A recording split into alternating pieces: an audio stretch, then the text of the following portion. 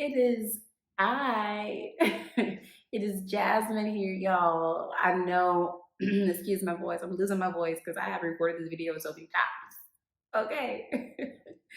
Just try to get it perfect. But bear with me. Y'all, I know that I do, first thing I want to say is thank you so much for watching this video, and thank you so much for subscribing to my channel if you have subscribed already. I really do appreciate your support. If you have not subscribed to my channel already, be sure to do so when you have a chance after you watch this video. I would really appreciate the support. I know that y'all first. I know that we have some new people here, so let me introduce myself to you new people. Y'all, so my name is Jasmine Davis, and I am a licensed realtor here in Columbia, South Carolina. And I service not only Columbia, South Carolina, but also surrounding areas, and Lancaster, South Carolina, and surrounding areas as well. So if you guys know anyone who's looking to buy, I'm right here. I'm a call away. All right. No, but in all seriousness, I know it's been a while since I made a video.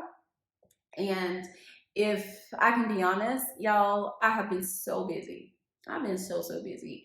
You know, trying to love on my child, make sure she's good, helping my clients, showing properties here and there. I've just been so busy ripping and running around. But if I can be honest too, another reason why I haven't recorded a video is because I really have been just trying to figure out ways that I can bring more value to my channel and to my subscribers' lives. Like, I really do want to provide content that is valuable, that is informative, and isn't boring, So I really, and it may be boring if you're not interested in my topics, but hey, I hope you find it valuable. If not, let me know what you want me to talk about. I'll be glad to talk about whatever you want me to discuss. Okay. But this topic that I have today, y'all, is going to be on housing affordability. So if you are interested in hearing more about housing affordability, continue watching.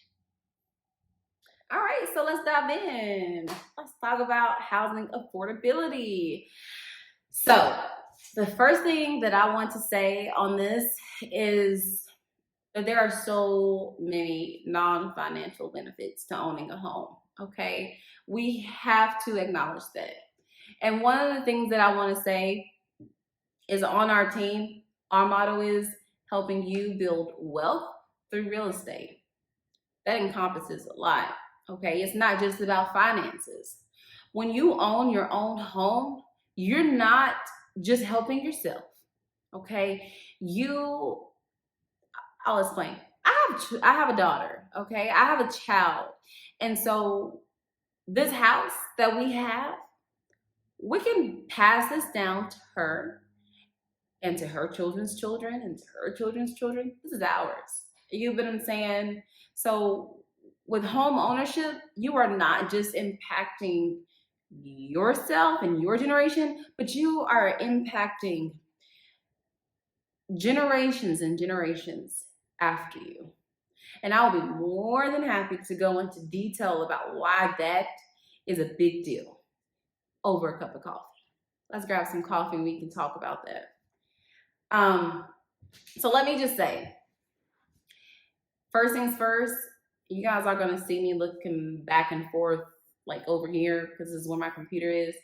I took some notes on this, so you're going to see me looking back and forth on my computer, referring back to my notes and looking back at the camera.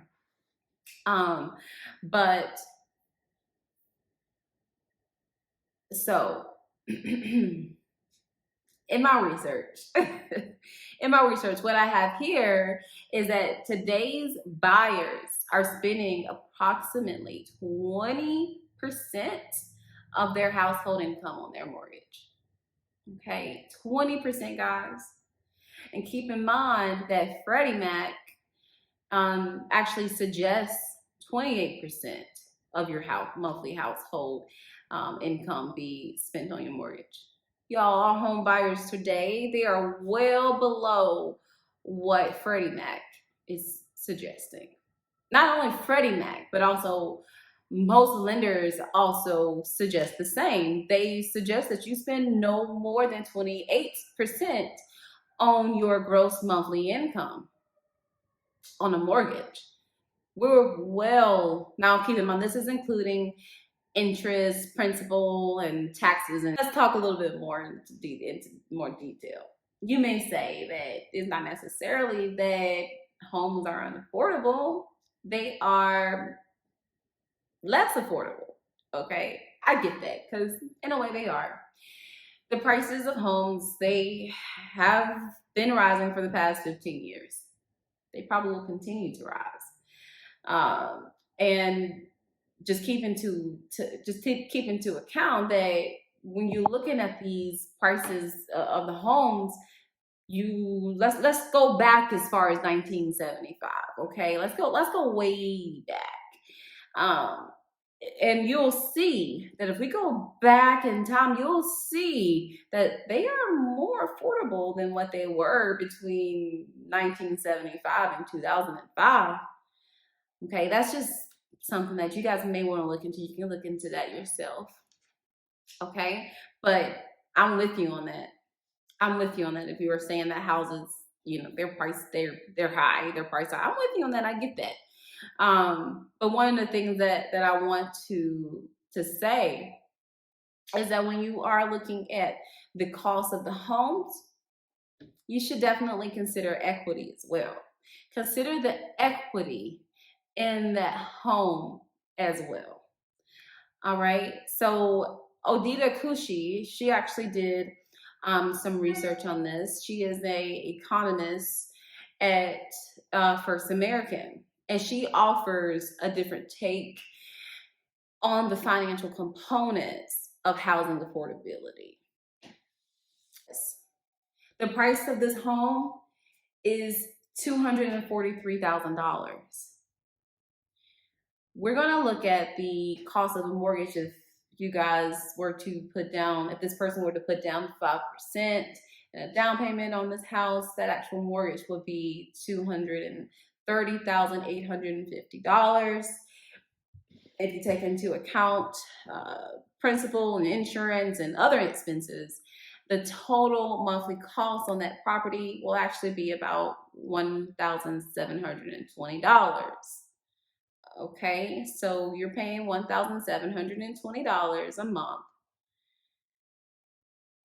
Kushi then takes the monthly cost and subtracts the appreciation that the home had over the previous 12 months. But the approximate monthly cost for this property is about $1,720. That house increased about 17.5% in value. So the monthly appreciation for this property is $3,550, meaning that the total net cost of owning this home is $1,830.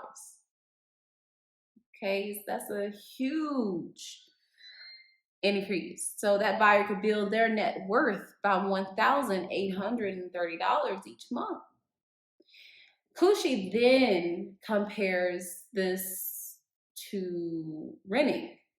She then compares the cost of owning the home, the total net cost of owning, and compares that to renting. The average cost to rent right now in this market is about $1,310. Now that's another benefit, y'all, of why you may want to consider your home. Owning your home is that the cost of rent is steadily rising as well. Not only are these prices of these homes increasing, but also the cost of rent is increasing as well. So just keep that in mind. In this particular case, the cost of rent each month is actually a little bit less than owning. That's not always the case. But let's go into detail. Let's go into this. The average rent in this market here is $1,310.